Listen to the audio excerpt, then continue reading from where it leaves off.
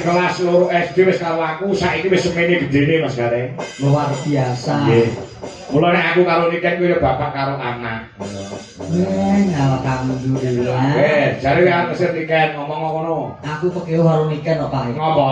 Ket mau teng mriku lho jejeran karo Mbak Elisa gak gelem oleh gak gemploroi. Hah? Ketoke loro ati teh aku sayang-sayang karo kono.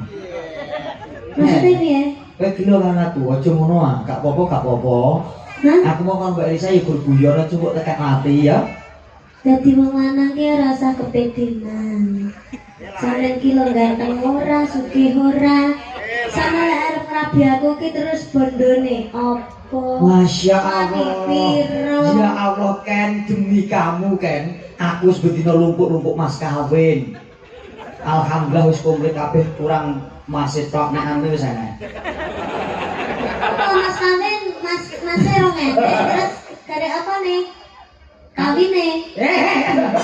Orang negeri Ngomong ki dicetake aja ngomong-ngomong karo cah cilik iki ora lek ngono. ini lho, kesini lho, anakku Sampe umur piro? aku 30 tahun. Hah? 30. 30, Mas? Iya. Sumpah? Masya Allah nek percaya kiri ono KTP ku.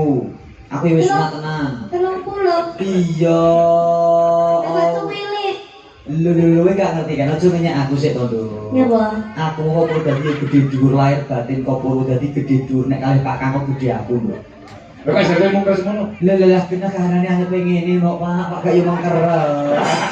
Apa enggak? Maksudnya berapa? Kenapa nih sing gede?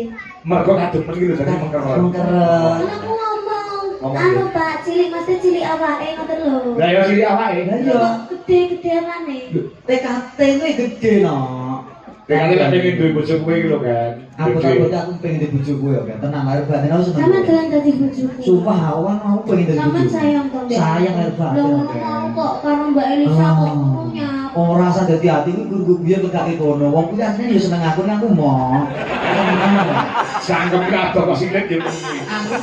Aku cintaku guru kowe kan. Tenang sumpah lahir batin. Dia iki tak kanani yo. Nek coba dukung tenan. Nyapa?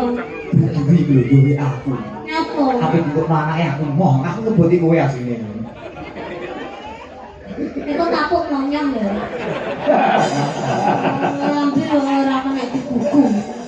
Aku itu Kamu itu tipe lelaki yang tidak bisa setia kayak Mas Manten. kok iso kowe ngerti? Mas Manten ki didelok tekan kene, ya to. Kowe wis ketok setia karo Mbak Manten. Kok iso? Titikan apa?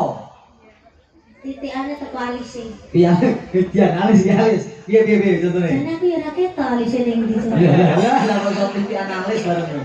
Yo ketok Mas kan ganteng gagah perkosa, Mbak Ayu Ayu. Gagah prakoso. Mbak gagah prakoso. Mbak Ayu Ayu. Cantik. Nah, di sawang kan kita Pantes. pantes. Mulai aku karo sampean ki ora pantes lho, Mas. Kok iso muni ora pantes kok dijalukno seksi wong Lah kene yo to. isin to, mosok awak dhewe arep ngemol, arep ngedet terus sampean ki maca koyo ngene pupuran. Yo malu to aku lu cantik mosok sampean maca koyo ngene. Ngene wae lho. Nek kowe isin karo aku to nek lucu kowe ngemol ngedet to, kowe gak sang karo aku. Kowe karo gendakmu penting nama karo aku. Enak lho. Lah terus nyapa dhewe ning omah? Lho, penting aku cukup ono. Yo kuali. Lah kok iso balik? Aku dhewe aku cukup ono. Yo ora iso to, Nduk. Kan terus piye? Koyo lu kayak kowe, aku ane mandeng-mandeng kowe koyo cuma aku cukup Lah ono. terus maksudku aku mbok kan kerjane. Yo. Wong aku rabi ki sing lanang iso nyukupi ya. Betul. Sing wedok ki lereng ning omah. Lah ini aku rabi ngono kuwi nduk nabiku papat bojone Mas Sitok sing tuwa kon kerja setor duit ning aku. Lho penak kok.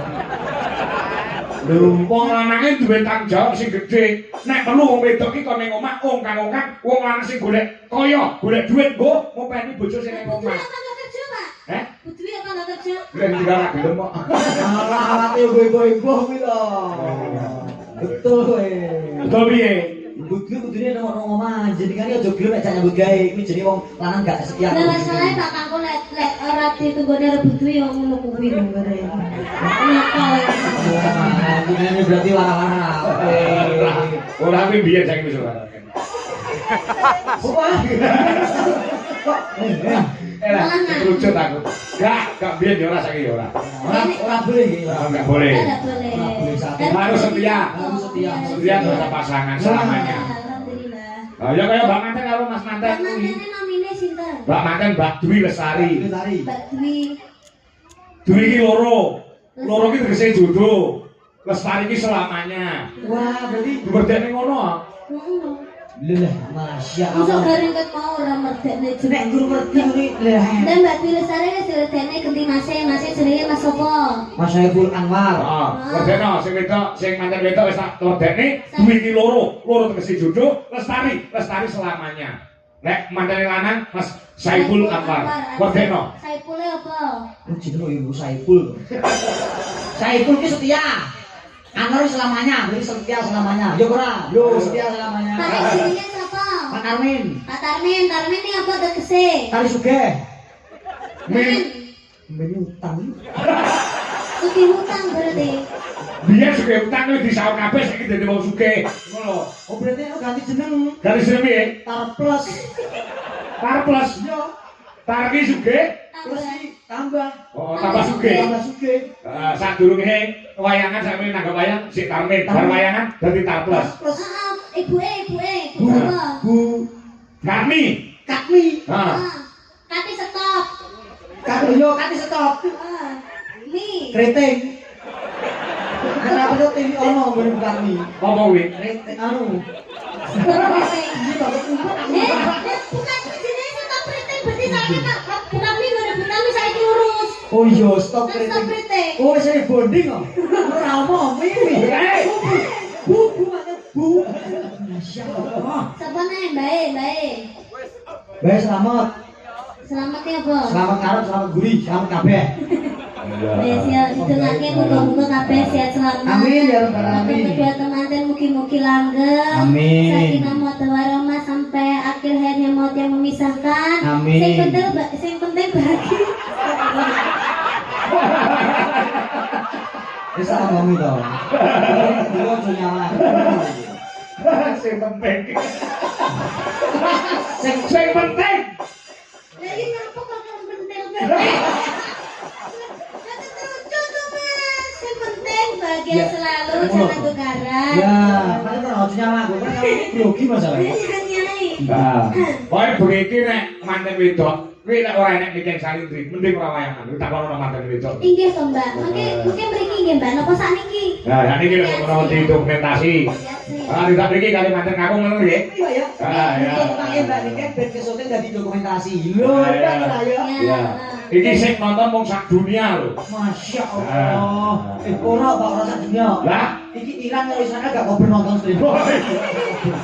Tolong. Ayo, Mbak Manten, Mas Nare.